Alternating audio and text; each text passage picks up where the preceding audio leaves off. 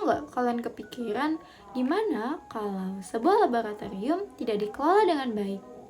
Tentu saja, jika sebuah laboratorium tidak dikelola dengan baik, bisa terjadi kerusakan alat atau bahkan kehilangan alat laboratorium. Juga bisa terjadi kecelakaan kerja di laboratorium. Lalu, gimana sih cara mengelola laboratorium agar seluruh kegiatan di dalamnya dapat berjalan secara tertib, efektif, aman, dan juga efisien? Sebelum melanjutkan video ini, izinkan saya memperkenalkan diri terlebih dahulu. Perkenalkan, nama saya Fuzi Cila Adlia dengan NPM 2513024 dari Prodi Pendidikan Biologi Angkatan 2025 kelas A. Melalui video ini, saya akan membahas beberapa aspek penting dalam pengelolaan laboratorium. Video ini juga dimaksudkan untuk memenuhi tugas mata kuliah pengelolaan laboratorium. Selamat menyaksikan!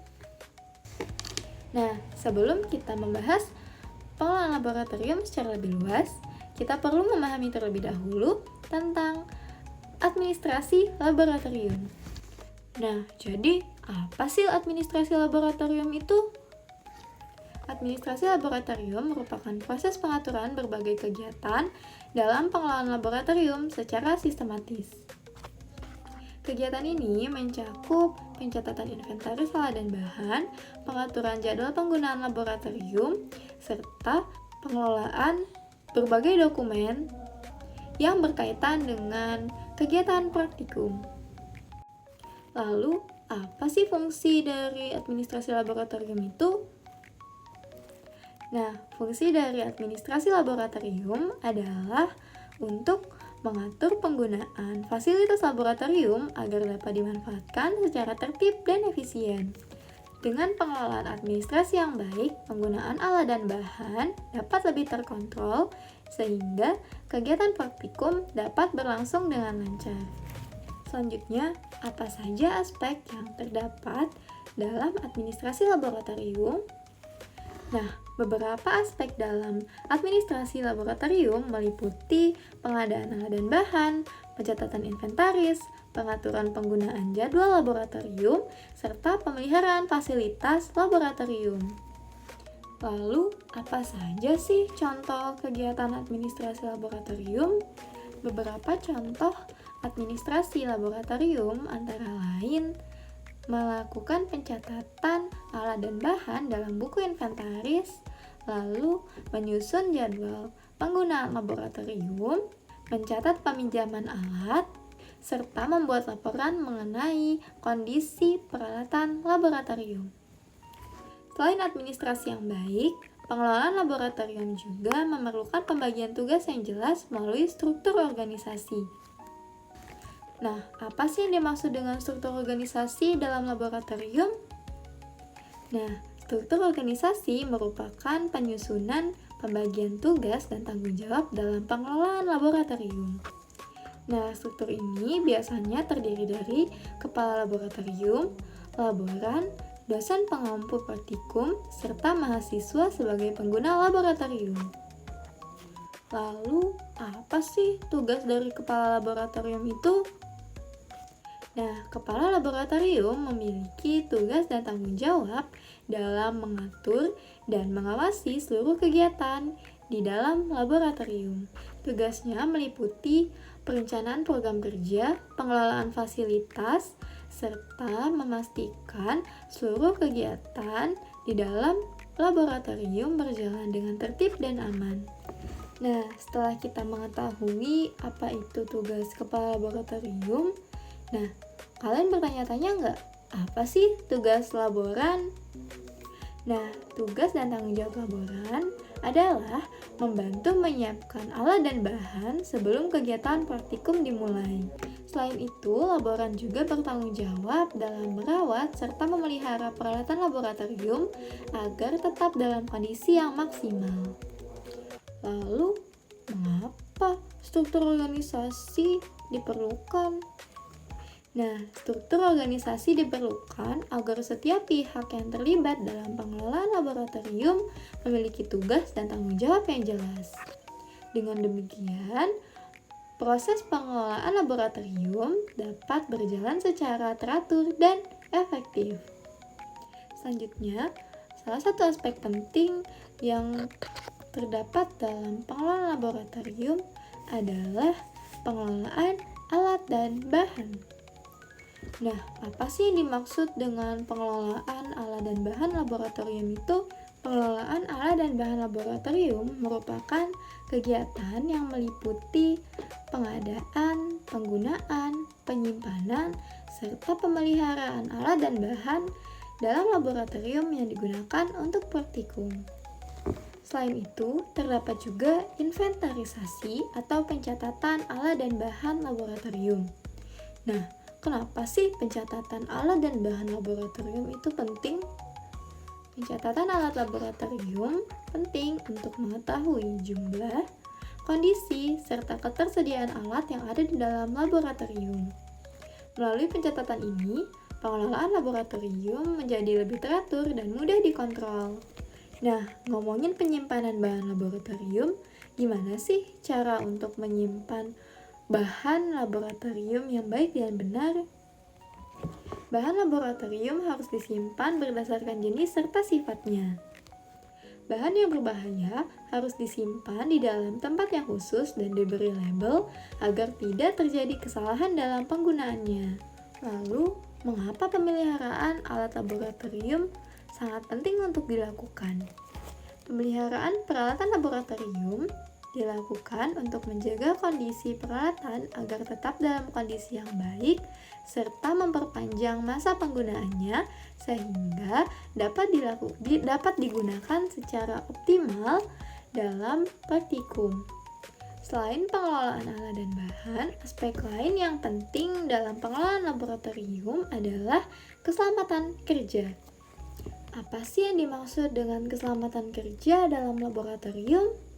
Nah, keselamatan kerja merupakan serangkaian aturan dan prosedur yang dirancang untuk melindungi seluruh pengguna laboratorium dari kecelakaan hingga risiko dalam kegiatan praktikum. Nah, kenapa sih keselamatan kerja itu penting? Jadi, prosedur keselamatan kerja itu penting karena di dalam laboratorium sering digunakan bahan kimia berbahaya maupun peralatan yang dapat menimbulkan bahaya. Nah, dengan mengikuti prosedur keselamatan kerja, risiko kecelakaan dapat diminimalisir. Nah, apa sih contoh keselamatan kerja yang ada dalam laboratorium? Nah, salah satu contohnya adalah dengan menggunakan jas laboratorium, menggunakan sarung tangan, menggunakan kaos kaki, juga tidak makan dan minum di dalam laboratorium. Selain itu, setiap pengguna juga harus mengikuti prosedur penggunaan peralatan laboratorium dengan baik dan benar. Nah, bagaimana sih cara mencegah kecelakaan dalam laboratorium? Nah, kecelakaan dapat dicegah dengan mengikuti seluruh prosedur keselamatan kerja, menjaga kebersihan ruang laboratorium, juga mengikuti prosedur penggunaan alat dengan baik dan benar. Selanjutnya, pengelolaan laboratorium juga memerlukan perawatan dan pemeliharaan peralatan dengan baik. Lalu, apa itu pemeliharaan dan peralatan laboratorium? Nah, pemeliharaan dan perawatan peralatan laboratorium merupakan kegiatan yang dilakukan untuk menjaga kondisi peralatan laboratorium agar tetap berfungsi secara optimal. Kegiatan ini mencakup pengecekan secara rutin, pembersihan, dan juga kalibrasi untuk tetap menjaga hasil yang akurat. Nah, ngomongin tentang kalibrasi, apa sih kalibrasi itu? Nah, kalibrasi merupakan proses pengujian atau penyesuaian alat untuk menguji keakuratan dengan referensi tertentu. Lalu, bagaimana cara menjaga kinerja alat laboratorium?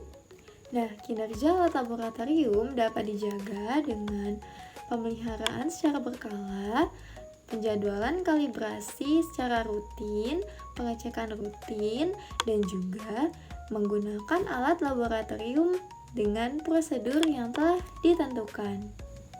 Lalu, kenapa sih kalibrasi itu penting? Apa tujuannya? Kalibrasi sangat penting karena alat laboratorium yang tidak dikalibrasi dapat menghasilkan data yang tidak akurat dan tidak sebenar-benarnya. Hal ini dapat mempengaruhi hasil penelitian maupun praktikum. Lalu selanjutnya adalah administrasi aktivitas laboratorium. Dalam kegiatan praktikum, pengelolaan jadwal juga menjadi hal yang sangat penting agar penggunaan laboratorium dapat berjalan dengan tertib. Nah, mari kita kaji lebih dalam. Mengapa sih pengelolaan jadwal praktikum itu sangat penting? Pengelolaan jadwal praktikum penting untuk mengatur penggunaan ruang, alat, dan juga fasilitas laboratorium secara efektif. Dengan penjadwalan yang terstruktur, konflik penggunaan ruang atau alat laboratorium dapat dihindari sehingga kegiatan praktikum dapat berjalan dengan lancar. Nah, apa sih manfaat manajemen jadwal dalam laboratorium biologi? Manajemen jadwal dapat membantu mengatur fasilitas laboratorium yang terbatas. Dengan sistem ini, kegiatan praktikum bisa dijalankan dengan tertib dan terkoordinasi dan tidak menimbulkan tumpang tindih penggunaan ruang dan alat dalam kegiatan praktikum. Apa saja sih yang perlu dipertimbangkan dalam penyusunan jadwal praktikum?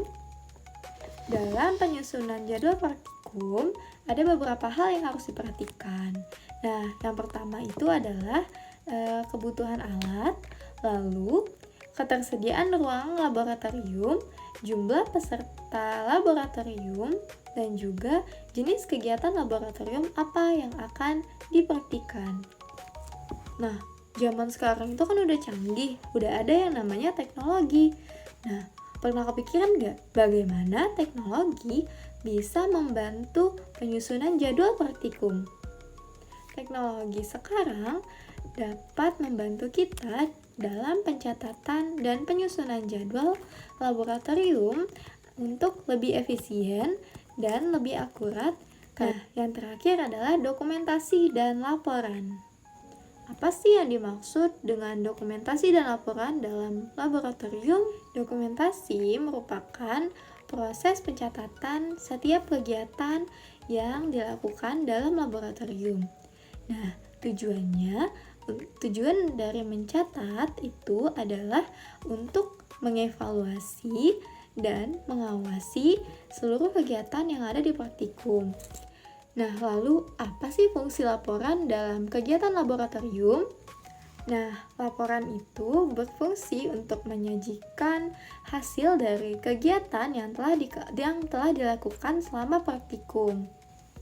Lalu, mengapa dokumentasi dalam laboratorium harus dilakukan secara sistematis? Dokumentasi yang dilakukan secara sistematis dapat mempermudah dalam proses pengawasan, evaluasi, serta penyimpanan penelitian dengan baik. Dengan begitu, kita akan lebih mudah untuk mencari informasi yang dibutuhkan. Nah, terakhir nih, apa yang dimaksud dengan surat menyurat dalam kegiatan laboratorium? Surat menyurat merupakan kegiatan komunikasi tertulis dalam kegiatan administrasi laboratorium. Surat dapat berupa permintaan bahan, laporan kegiatan, maupun pemberitahuan yang berkaitan dengan kegiatan yang dilakukan di dalam laboratorium. Nah, dari pembahasan yang dijelaskan, pengelolaan laboratorium bukan hanya sekedar mengatur alat dan bahan, tetapi juga mencakup berbagai aspek penting seperti administrasi, struktur organisasi, perawatan dan pemeliharaan alat dan bahan, pengelolaan aktivitas, hingga dokumentasi dan laporan laboratorium.